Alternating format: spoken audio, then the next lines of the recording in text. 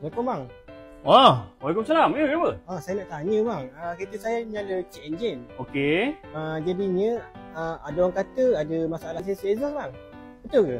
Okey, sensor exhaust Okey, check engine ni kalau kata dia menyala, tak semestinya sensor exhaust. Kita kena buat scan tool dulu. Kita kena scan guna mesin, baru boleh kita tahu kenapa. Tak boleh main teka-teka. Teka-teka nanti salah teka, makan modal ni. Jom kita buat. Okey, untuk kes macam kereta ni, tadi customer tu dia cakap dia punya check engine dia menyala. So dia tanya orang, dia kata mungkin exhaust sensor. So nak confirm betul exhaust sensor ke tak, jom kita check.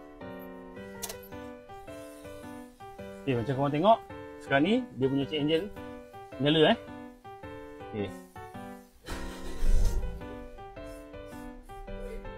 So macam korang nampak, dia punya check engine dia tak padam. Maknanya memang ada masalah dekat sistem enjin dia. So apa masalah dia, kita kena buat scan dulu. Alright, jom kita tengok.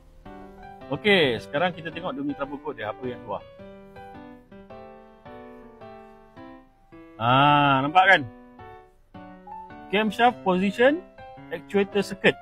Okey, kalau tengok pada masalah ni, dia lebih kepada masalah bahagian camshaft lah. Camshaft position actuator. Actuator ni biasanya benda yang bergerak. Okey, kalau actuator ni solenoid ada. Solenoid VVT. Solenoid VVT yang tolak untuk bagi cam retard ataupun advance. Lepas tu circuit ni berkaitan dengan wiring ni. So kita kena check balik. Mungkin dia punya wire tu ada dry joint ke, soket dia pecah ke apa kan. Benda-benda tu yang buat masalah ni naik. So tadi kata owner cakap exhaust sensor kan. Nampak kan tak kena. Nasib baik scan. Kalau tak scan, tukar exhaust sensor, dah makan modal. Okey, so kita dah check dah.